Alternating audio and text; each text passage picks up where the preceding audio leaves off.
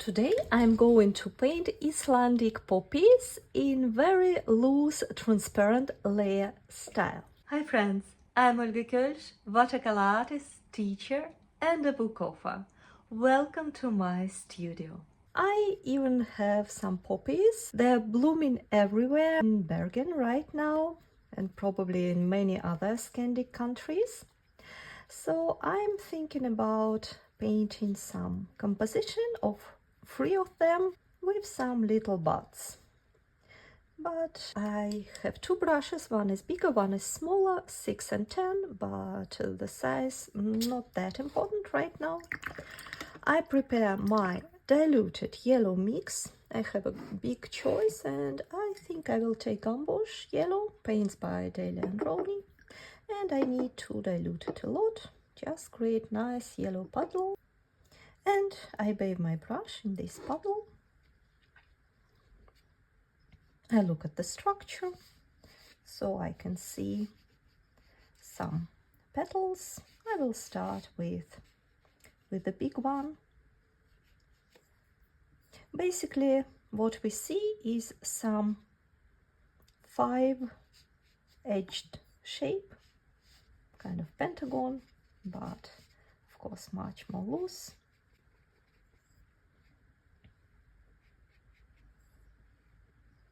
So I painted very gentle, very light. Now the second brush gets in handy and I will use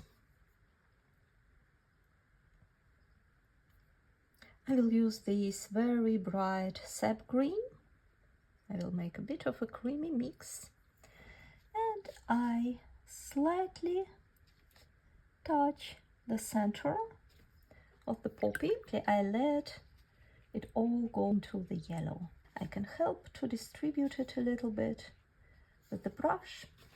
To control water, you need to have a paper towel next to you. Dry your brush with a paper towel, and then you can even create some veins. If you just use the tip of your brush, like this, you can create some veins. Now what's important that we leave it dry, and let's paint another one. Bigger brush. I can maybe use another shade of yellow, a bit warmer, but again pretty light. So I imagine one bud will be here, so around another part will be another one, another guy slightly smaller.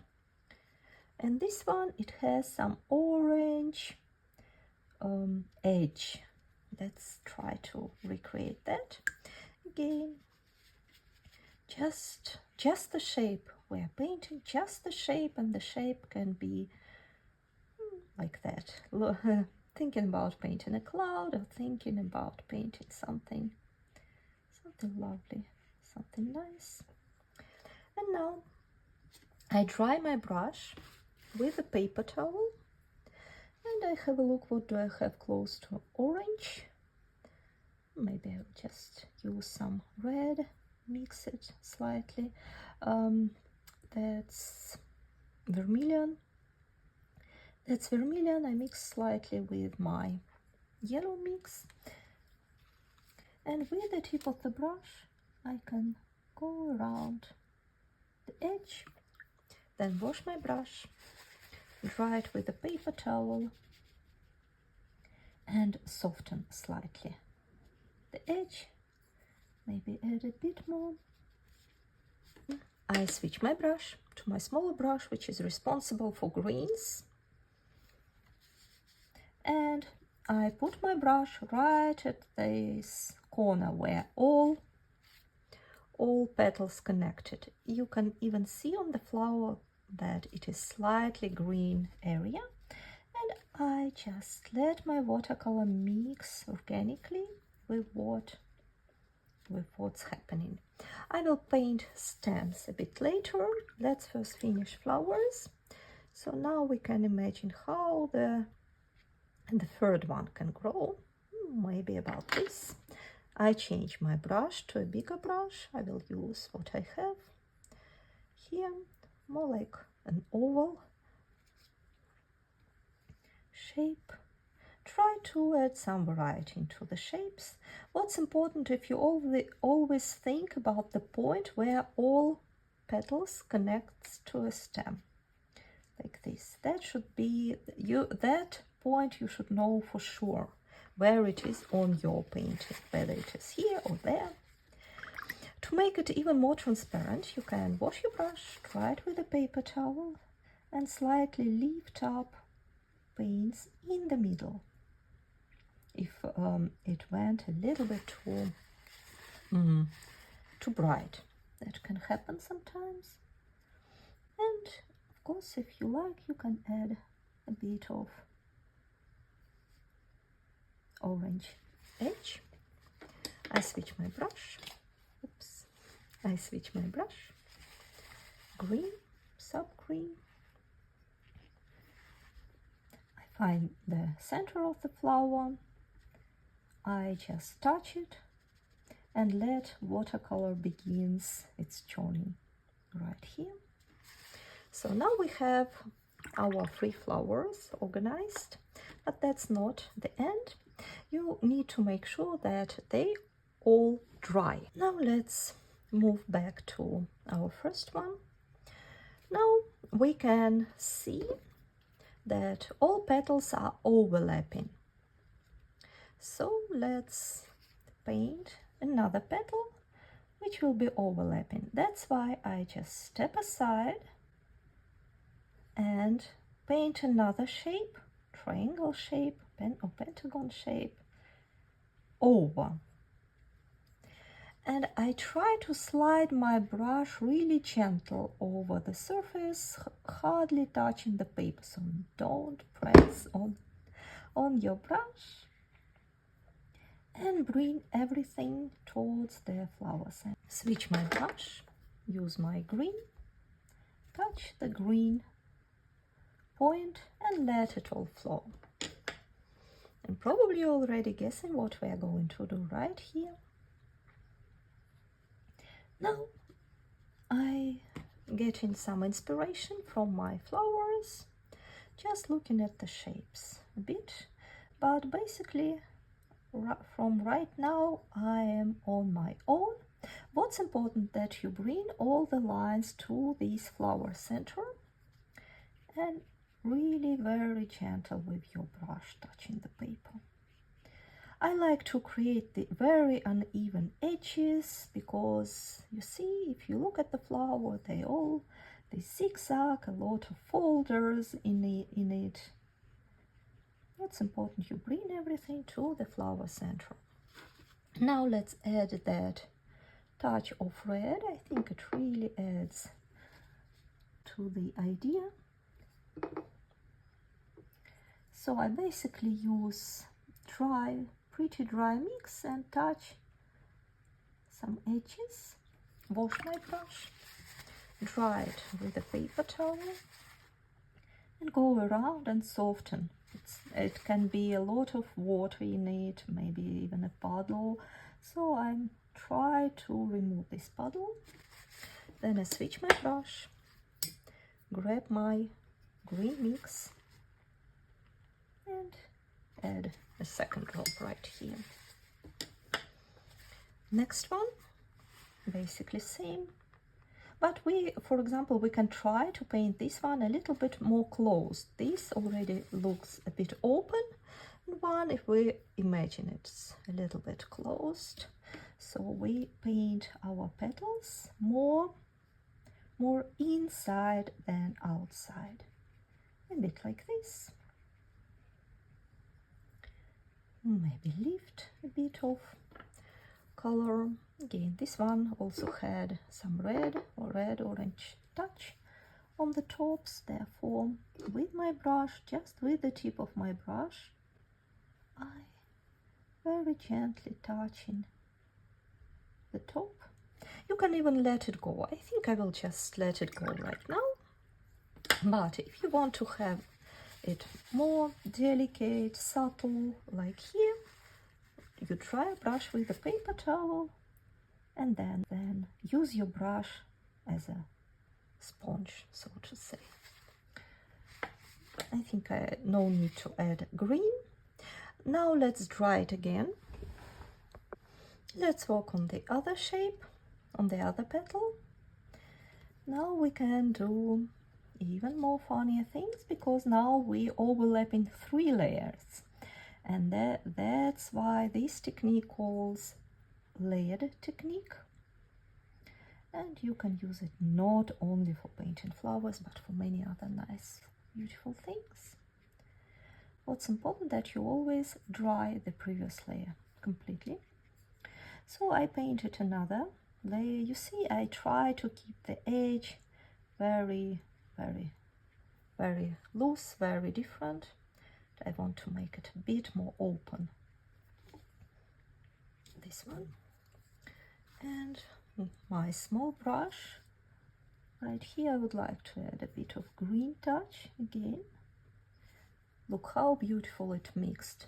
I didn't do anything. Watercolor just did its job by itself. Trust your watercolor. Now let's do the other one. Right here. Let's also do some overlaps.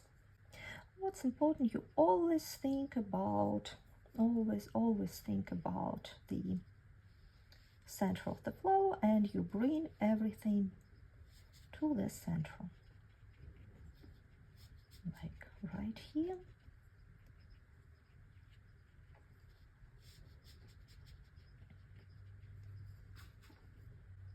Lift a bit in the middle, and then our touch of red, orange red around. Really nice one. Basically it's all good. Right now I want to add a slight green touch to this bottom part, so they will all connect at the very bottom. Now this one's supposed to be a bit closed. That means we can paint it basically one on top of the other, but of course try to leave some room inside and outside to emphasize. The more these overlapping areas you can create, the more intricate it will look.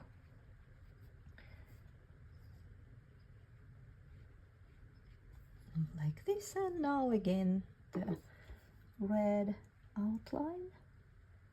The trick that you use really very bold color for these crispy edges, like this. Change the brush, green touch to the middle, and although it's 4 petals, but I think right now it would be nice to stop on 3, because these 2 can be mostly in parallel, and we see the side petals. But so I just take my smaller brush. I can get some inspiration from the flowers. You see the stem is not straight, it goes differently, so I can again start to paint my stem in a very curvy way.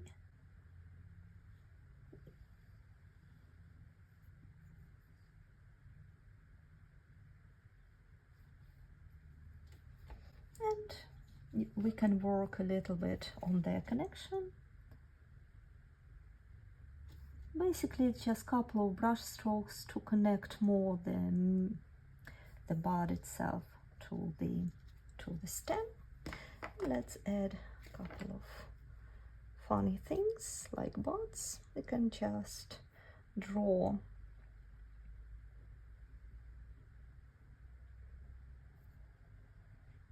some lines Just have a look where it can be interesting. I don't want to paint the stems, see through the flowers, because I think it will be just a bit too much. So I use the mix I already have and paint the buds. Basically it's just a brush stroke. We don't work on details for the buds, they're more for the composition. Add some green to the bottom and let your watercolor flow.